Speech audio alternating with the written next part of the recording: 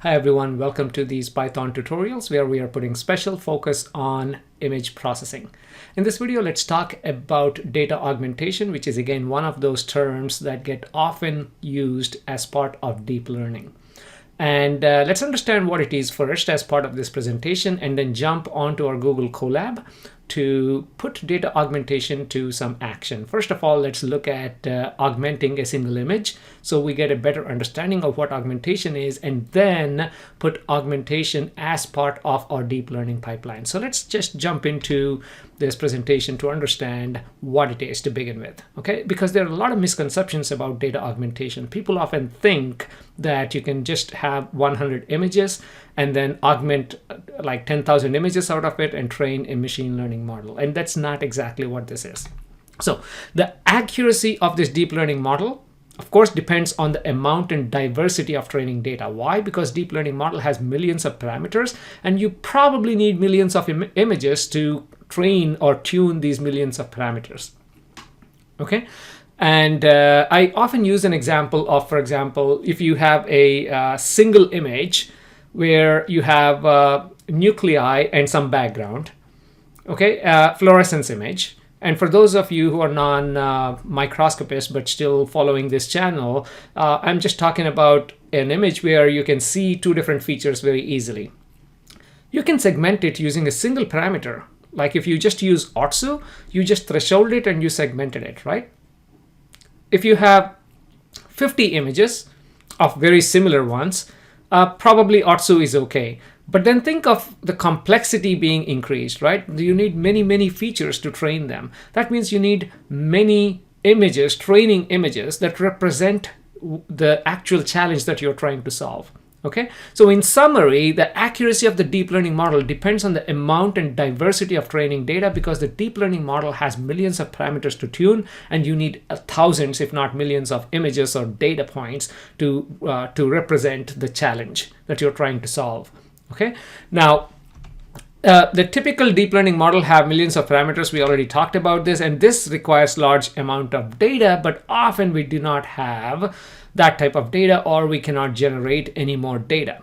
And data augmentation can be used to transform, this is the key, to transform, okay, and artificially enhance and diversify existing training data. Okay, when I say transform, these are the operations of zooming in to the actual image and then supplying that to your training model, or rotating your image, or performing certain operations. You can also increase brightness. You can do nonlinear, like you can stretch your image, you can skew your image, input image. But eventually, you're just transforming your input image and not generating new data. Okay, you're artificially enhancing, and I call diversify existing training data, because if you're trying to build something that detects a cat, okay, and you provide an image that only looks like in a horizontal way, then maybe it's trained only to detect cats that are like lying down this way. But if you rotate it, you're giving a few other perspectives. Okay, so this is artificially enhancing and diversifying. Nothing beats collecting more data that's very representative. But if you cannot, this can help a little bit. Now, data augmentation, again, the key point here is it does not generate new data. This is not a generative way. This is just a transformation of your existing data. Now, image augmentation is a subset of data augmentation. Data is obviously anything. You can augment any type of data, but let's focus on image augmentation. All original images are transformed every epoch and used for training. So when you use this image augmentation as part of your deep learning training, then it takes your original, for example, you have original 1,000 images. Every epoch, it's taking this 1,000 images and transforming them, like applying random transformations based on what you have defined. You may have defined 10 different transformations. It applies some of those random transformations, creates a new set, and then throughout that epoch, that set gets used, and then next epoch, it generates new data. That's the key here. And the steps per epoch, or the iterations parameter, when you're defining your model, it's usually set to a value equal to total data divided by batch size. For example, again, if you have 1,600 images and your batch size is 16, then your number of iterations is set as 1,600 divided by 16. Okay, so your number of iterations or steps per epoch would be 100 in that case. I'm just giving you this as a general idea. Why? Because if you set it that way, the network sees all of your entire data every epoch.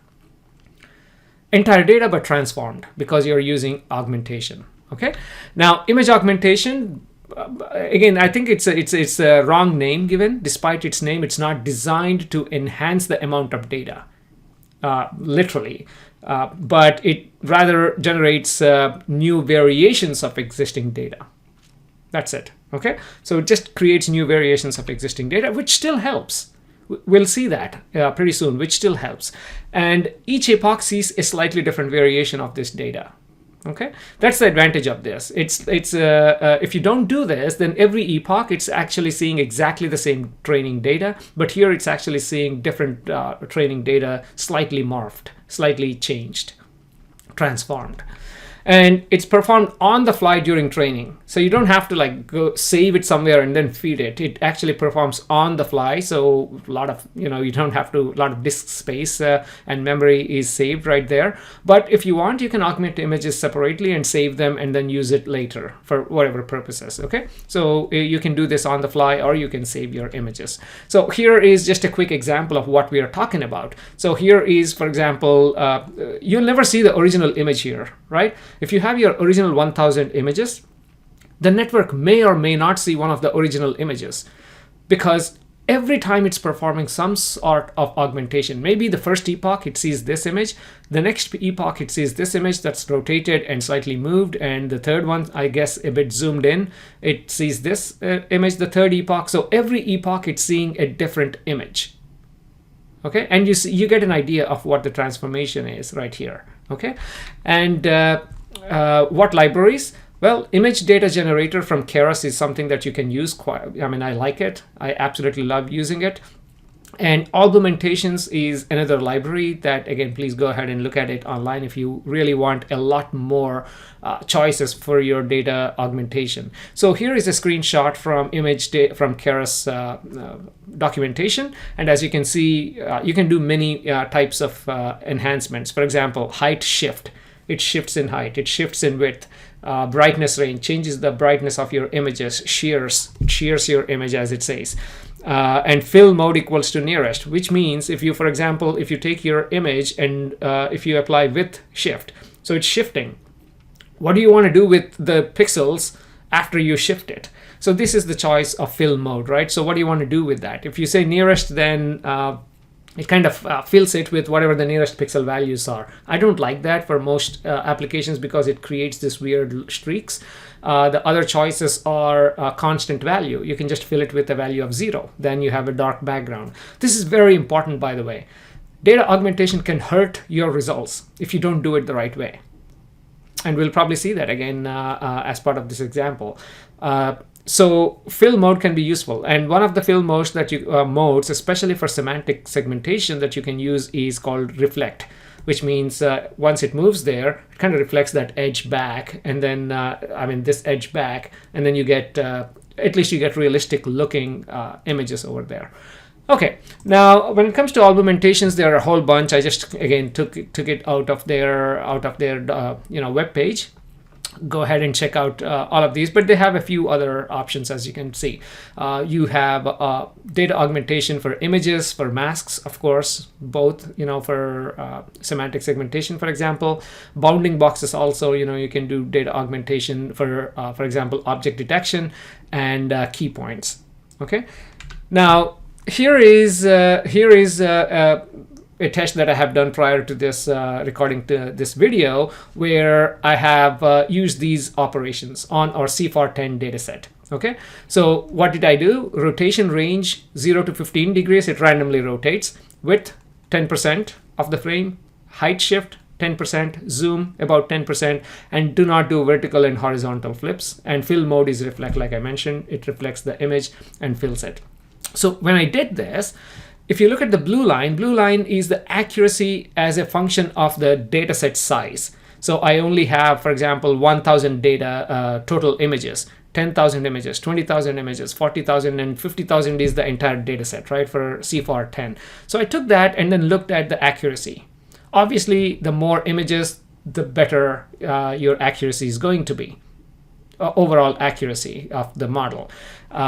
But as you can see, with this augmentation, I actually got better accuracy throughout. Although the gap between these two seems to be decreasing. I don't have many more images than 50,000 here. But you see at the low end, the gain from augmentation is a bit higher compared to the high end. So I definitely recommend using data augmentation, even if you have smaller data sets or larger data sets. Okay, now let's jump onto our Colab so we can quickly look at how it looks like. First, let's save the images to have a quick look at how the transformed images look like, and then let's plug this image data augmentation as part of our CFAR 10 pipeline. Okay, let's jump onto our Colab. First of all, let's take this Mona Lisa.jpg. Again, I just did a quick Google search for Mona Lisa. I'm going to delete this as soon as I'm done with this exercise, this image. But I'm just using an image for demonstration purposes right now. And I thought this image would make the best sense to visually see the transformations. So I'm going to use this image, and I created a folder called Mona Lisa Augmented. So let's go ahead and save a bunch of images for those of you who would like to save images after transformation. So let's I'll share both of these files with you. Look at not the images but the code.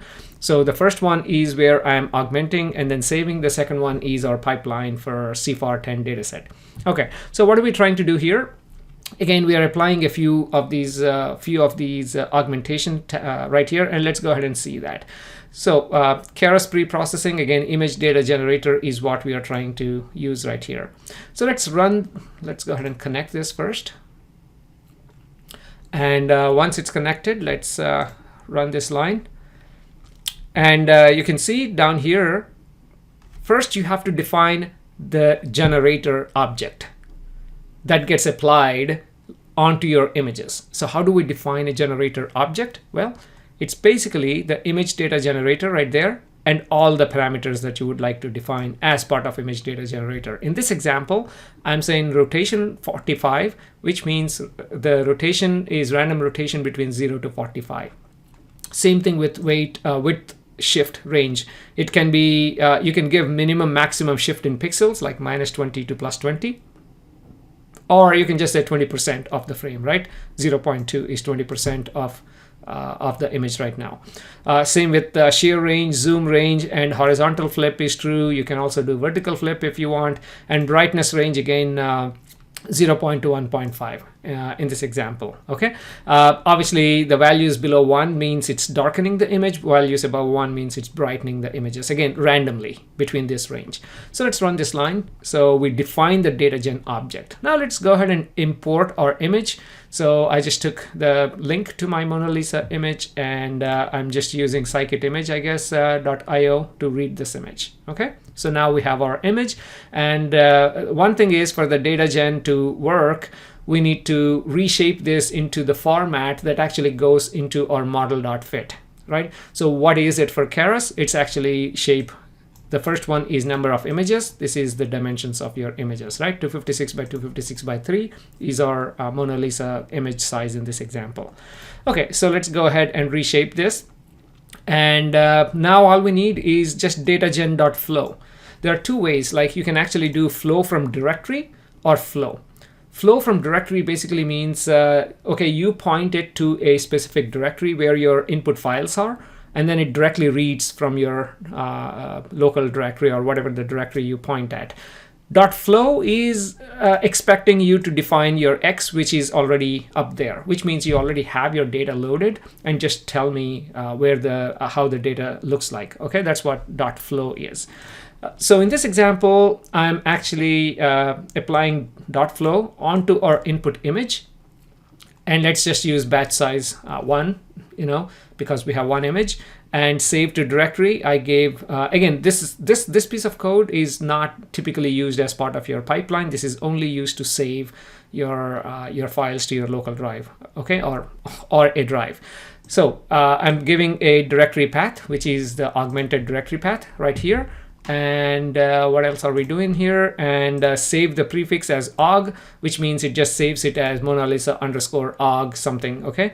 And save format is JPEG. And I'm doing this. If you don't have this break, then it's in a continuous loop and it does it forever. Don't do that. In this example, I'm just saying, okay, if I is 10, go ahead and stop. Okay, so let's go ahead and run this. It should be pretty quick. This is a small image, but you'll see that yeah, all of this will be saved right here. Again, it takes a second for it to update. There you go. The images are showing up right now. Okay, so we have these images, and now you can see that none of these are my original image. None of these match my original image because these are all augmented. How are they augmented? Again, we know that it's rotation 45 and all of these. So that's pretty evident when you go here. You see this image is a bit brighter. This image is a bit darker, and this one also a bit darker. Okay, and the fill mode right here, you see these streaks, these lines over there. That's because we have not defined anything there. So apparently the default is reflect right there. I guess I'm not defining anything there. So let's go ahead and do fill, is that underscore mode, right? Mode equal to, let's just say reflect. Okay, now let's go ahead and do this one more time, run this one more time, and another time. Now you'll see the difference between, again, this there's a reason why I'm going a bit slow here. It's very important for you to understand the implications because this has an effect on the accuracy of your model, the way you are doing this. So let's go back and see the new images, and the new image right here, for example. You see it's reflection, right? So there is no streak right there. It's actually mirror reflection. It's almost like put a mirror right there. There's a reflection right there. This image is also a mirror reflection. You see, there is a reflection right here. So there's a reflection. The reason I write this reflection is it makes this entire image realistic. That can be used. Okay. Now, one more second on this, and then let's jump somewhere else. So this equal to, for example, you can just say constant. And if you do not define any value, the constant value I believe is 0. So it puts 0 pixel value 0. So did I run it? Sorry. Let's go ahead and run this with the constant value. So you should see images with wherever it's transformed or shifted. You'll see a pixel value. Right there, for example. It's jumping, but you see it's 0 right there. Again, you can provide a constant value if you want, but default is 0. Okay, I think that's enough. Let's go ahead and delete all of these images. I do not want to use them again. So let's go ahead and delete that. Okay, now getting back to our CFAR10 dataset. How do we use it? Let's connect the Google Colab to a runtime. Let's go ahead and make sure I'm using GPU. Yes, I'm using GPU. Okay. So again, this is something we have seen in the last few tutorials, right? So what are we trying to do? So let's go ahead and import all the libraries, and let's also import the dataset, CFAR10 dataset. Should be pretty quick to download. 50,000 data points, 10,000, 50,000 for training, 10,000 for testing / validation. And let us leave all of those. In fact, let's actually, it may take a while for us to kind of test these things. So let's actually change the test size to a smaller size. Sorry about that. I want this video to be a bit faster so it's not boring for you. Let's only take 10,000 images. So our training is a bit faster. And let's further divide the 10,000 images into 7,500 for training, 2,500 for testing or validation. Okay, so with this data set, let's go down and visualize. Okay, everything looks fine. And let's go ahead and scale the data, dividing by 255. Let's look at a few of these. Convert the Y to categorical, because this is multi-class classification. And let's define our data. So far, we have done this in almost all of our previous 5 to 10 videos. So I just defined our model again with a dropout of 0.25, right? We don't want overfitting. Okay, now let's go ahead and fit the model without augmentation. Let's actually do this without augmentation. This should be relatively quick. So this is what we did until now, right? Model.fit, X-train, Y-train, and for whatever reason I chose epoch 50. Let's leave it at 50. And my validation is X-test, Y-test. So while that's happening, let's come down and look at the data generator. Remember, how do we define a data generator? Image data generator, and then you define all your parameters down here. That's it. Now, I call this train data gen because technically you can also have validation data gen. Instead of supplying validation data, you can also enhance your validation data using validation data gen. But for now, let's just use train data gen. Okay, so while that's happening, let's look at the train. Let's in fact go ahead and pause this video until this is done, and then let's continue. Okay, I'm running this only because I want to compare without and with under identical conditions. Okay,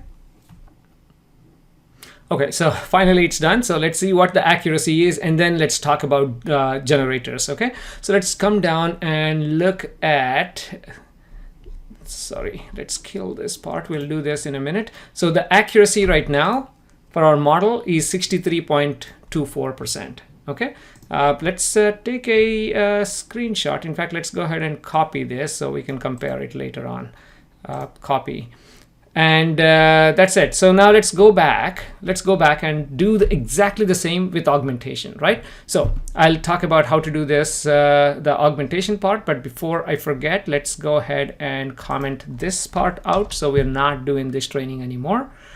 In fact, we are doing the generator route. Okay, so first you define the data generator and then apply this data generator object to generate more images. We already saw that with the Mona Lisa image. Okay, so in this example, I'm doing rotation range 15. Again, I want you to experiment by changing this to 45, and it actually, the accuracy goes down. Let's actually do that exercise. Okay, so how do I apply this data generator? There you go. Train datagen.flow, right? Remember the last time we did exactly the same with Mona Lisa image, except there we had only one image. Now we have the entire X-train and Y-train data set right there, and let's do batch size of 32. Okay, in batch sizes of 32. So this is our train generator. That's it. And this is the this is what we supply to our model.fit. So let's run this. In fact, let's run entire code in a second. But if you look at, sorry about this. Let's go ahead and restart the runtime and then do this one by one, because I really want you to understand this, exactly what the batch size mean. So let's go back all the way to the top. I just did restart the runtime so we can start everything from scratch. Okay, so we know what that is. We know what this does. 50,000, and then we are going to pick 10,000 data points. Of those, we are using 7,500. No need to see, we already know what that does. Okay, let's go ahead and do categorical and define our model. We are going to use exactly the same model, and we are not fitting it to this right now. In fact, let me kill that part so we are not confusing with anything. Okay, now comes the data generator part. So let's go ahead and run this. And so far, nothing to do, right? We just defined what my train generator is going to be. My train generator is going to be applied on my X train and Y train, right? My X and Y, the training data at a batch size of 32 using these operations. That's all we defined. Now let's look at the shape of this. When you do X train generator.next, it kind of you're taking this object and applying it one at a time. So let's go ahead and look at the shape of this. X0 is your X train, because the first value as part of your train generator is going to be your X. The second one is going to be your Y. Okay, this is a sanity check. I'm doing this so you know what the batch size means. So basically, when I apply this train generator, it created 32 images. Well, created is the wrong one. It transformed 32 images out of my X train And each image is 32 by 32 by 3. Okay, because that's my input. So if I change this to 16, you should see 16 by 32 by 32 by 3. Okay, and then 16 by 10 because I have 10 classes, right, as part of my CFAR 10 data set. And that's exactly what I hope you understand right there. So let's go back to 32 batch size, because that works fine. Okay, now let's view a few of these images. So here I'm using exactly .next, except I'm just plotting this. Okay, plotting each of these image. Next basically walks through this. Okay, so when I hit this one more time, now this is a bird image, which is class 2, right? You see class 2 is written on the top. I hope you can see that. Again, another bird. Now this is class 3. Apparently that's a cat. It's tough to see those. Class 6, a frog. Yeah, I guess so. And class 2, a bird. So I think you got an idea. Class 6 again, a frog, and so on. So this is what it actually generated. And if I actually run this one more time and run this one more time and come down and plot it, now I should see a different set of images. Now I'm seeing class 3, which is a cat. Now I'm seeing something else like class 1, which is an automobile, and so on. Why? Because I did not set a seed here. If you want the same results every time, go ahead and set a seed here. A seed equals to, I don't know, 0, 42, or whatever number. Okay, I hope that's clear. Okay, now that we know that our generator is clear, let's go ahead and print the total number of training images in the data set, 7,500. We know that, right? We took 10,000 images and put 7,500 for training. That's the reason I want you to see this, is so you can actually see how the batch size and steps per epoch are interrelated here. So now I'm putting a batch size of 32. Okay, so if you divide 7,500 by 32, that is 234. This is these many iterations per epoch.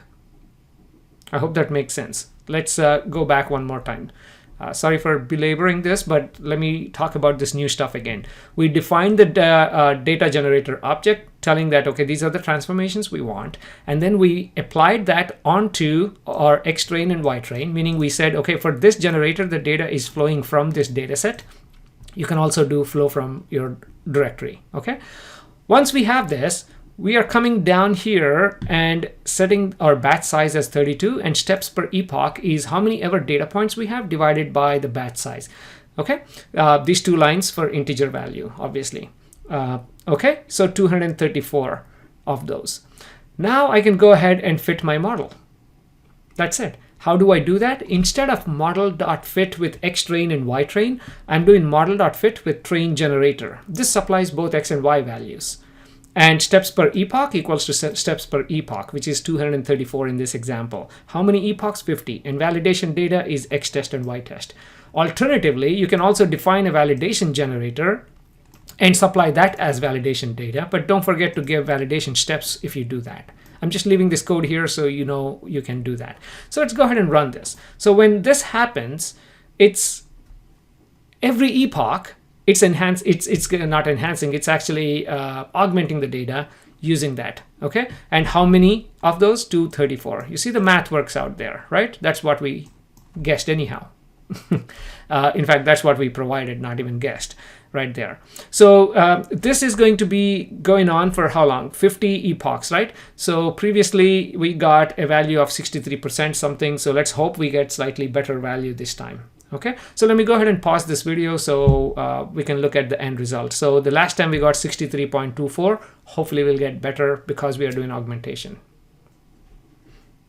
Okay, so it's done with the 50 epochs, and let's go ahead and check the accuracy. I'm not sure if we are going to get better than 63 point. We actually got 62, so it did not help. That clearly tells me I have to go back to my augmentation and then play with some of these augmentations.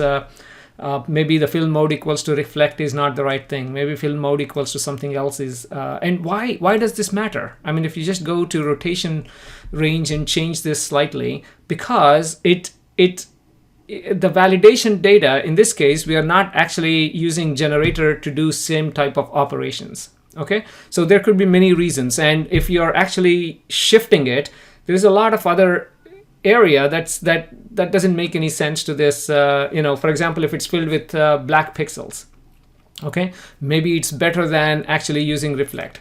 This is why data augmentation, you have to be very careful.